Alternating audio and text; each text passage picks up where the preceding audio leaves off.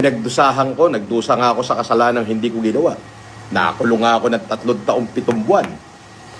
6 na oras, 45 minuto, 36 segundo ko nakulong.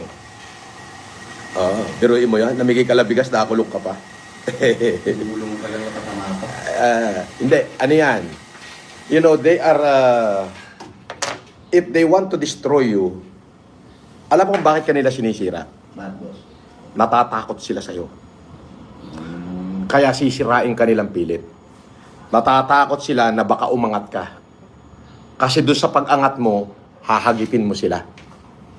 Ayun, yun ang talagang reason nun. Bakit patuloy nila ako sinisira? Walang katapusan. At isa yung kanila sinasabi.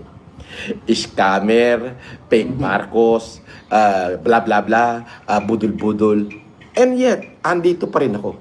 Why they don't file in court kung meron akong kasalanan? Napakasimple. Di ba? Opo, boss. Simple-simple lang. Puta, marami ka in-scam. Why you don't file in court? Pati na sila. Nabilis lang. In-scam ka pala. Ba't di ka magkaso?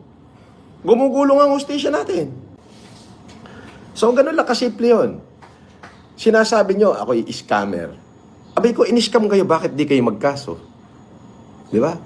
Ginawa nyo na yan, 2020 pa lang eh. Hanggang 2022, biro mo, nasa loob ako ng kulungan, dami ko subpuena.